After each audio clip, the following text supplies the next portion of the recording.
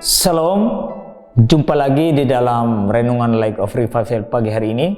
Bacaan firman Tuhan untuk kita pagi hari ini, mari kita membacanya dari Daniel pasal 3 ayat yang ke-25. Daniel pasal 3 ayat yang ke-25, beginilah bunyi firman Tuhan. Katanya, tetapi ada 4 orang kulihat berjalan-jalan dengan bebas di tengah-tengah api itu. Mereka tidak terluka, dan yang keempat itu rupanya seperti anak dewa. Saudara-saudara, katanya di sini tentunya di sini adalah Raja Nebukadnezar.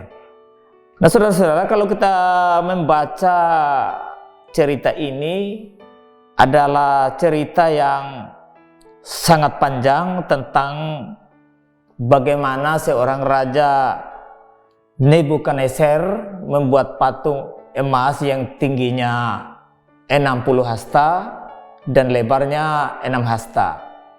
Nah, saudara-saudara, ketika si raja ini membuat patung itu, dia mulai mengundang seluruh masyarakat, para pemerintah yang ada di seluruh wilayah itu, supaya mereka boleh berkumpul dan harus sujud menyembah kepada patung emas yang dibuat oleh si Nebukadnezar itu.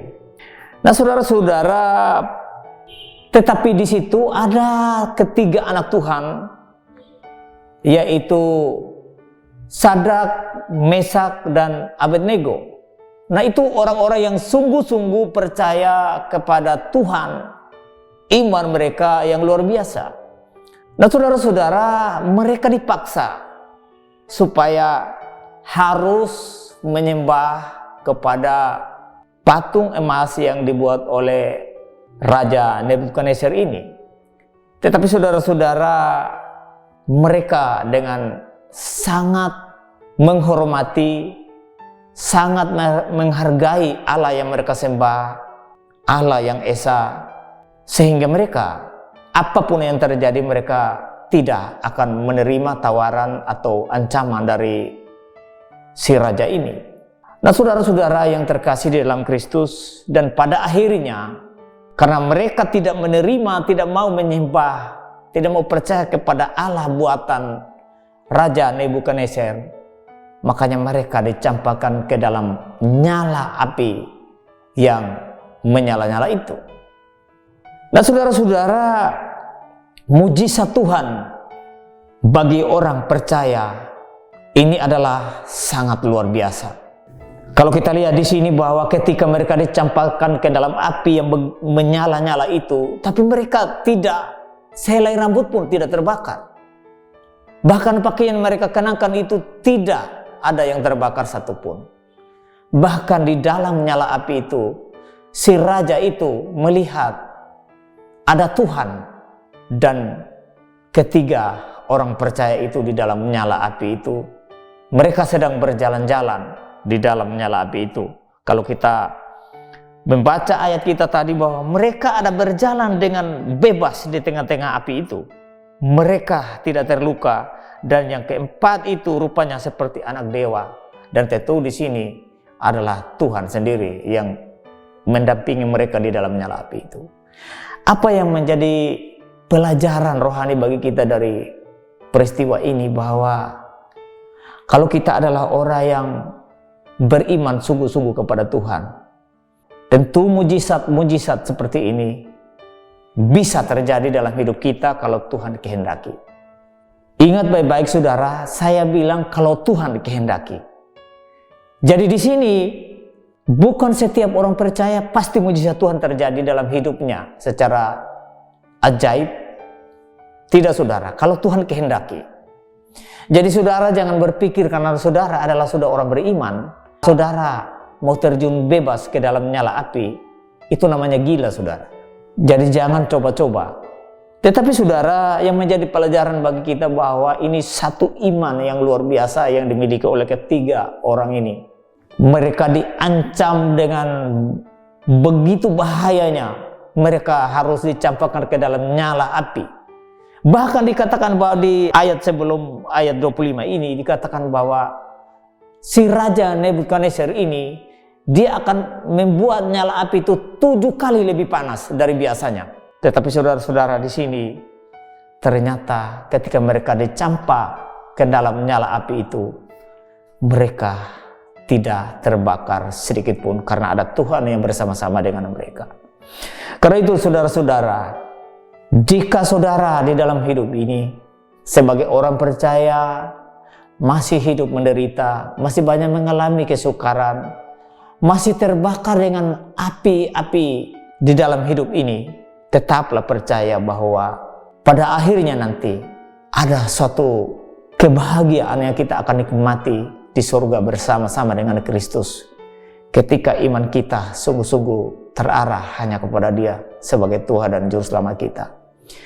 Walaupun kita tidak mengalami dalam hidup ini seperti mujizat yang dialami oleh Sadrak, Mesak, dan Abednego, tentu pada satu ketika kita akan mengalami suatu kebahagiaan yang lebih kekal daripada apa yang mereka alami di saat hidup di dunia ini.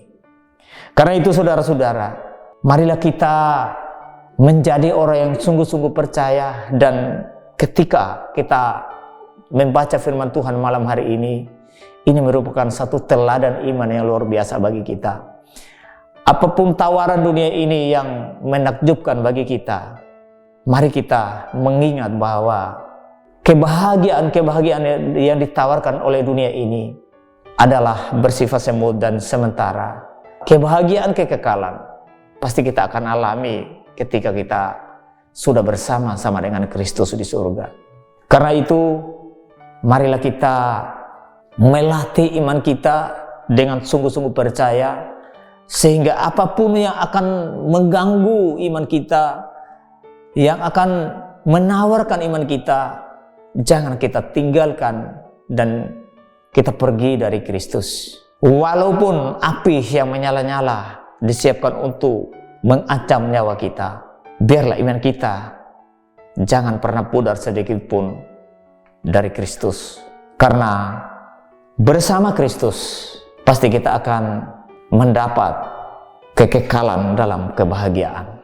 Jika sampai saat ini saudara belum orang beriman kepada Kristus, walaupun di dalam hidup ini, di dalam dunia yang sementara ini saudara mengalami kebahagiaan yang luar biasa, saudara akan menerima penderitaan yang kekal di neraka selama-lamanya. Atau andai kata pada saat ini saudara bukan orang percaya, tetapi saudara saat ini sementara menderita yang sangat-sangat, percayalah ketika saudara pergi dari dunia ini, saudara akan lebih menderita lagi, karena penderitaan di sana akan lebih kekal dari penderitaan yang ada di sini. Nah, bagaimana caranya supaya penderitaan itu dapat terhindar dari hidup kita pada saat nanti? Hanya satu caranya.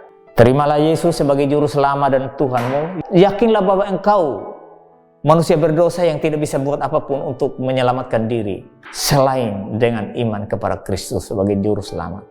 Karena itu, jika saudara adalah orang yang beriman sungguh-sungguh, apapun tawaran dunia ini yang menakjubkan, yang membuat saudara bahagia, kiranya jangan terpengaruh, karena kebahagiaan yang kekal hanya ada di dalam Kristus Yesus sebagai Tuhan dan Juru Selamat. Di sini sementara, tapi nanti di sana adalah kekal. Karena itu, biarlah imanmu jangan ditukar dengan apapun, jangan dijual dengan apapun. Karena jika engkau orang percaya, jangan pernah takut dalam penderitaan apapun, dalam ancaman apapun. Kalau Tuhan kehendaki, mujizat Tuhan pasti terjadi untuk kita. Mari kita berdoa. Bapa Surgawi, terima kasih kami sudah boleh dengar firman-Mu. Bagaimana teladan iman yang disaksikan oleh Sadrak, Mesak, dan Abednego. Kami mohon kepadamu juga Tuhan, supaya iman kami boleh kami dapati juga seperti iman ketiga para pemuda ini.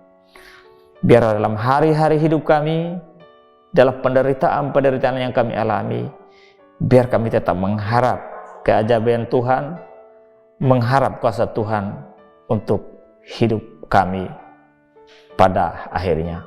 Di dalam nama Yesus kami berdoa, amin. Baik, salam saudara, kiranya firman Tuhan boleh memberkati kita di dalam hari-hari hidup kita. Salam.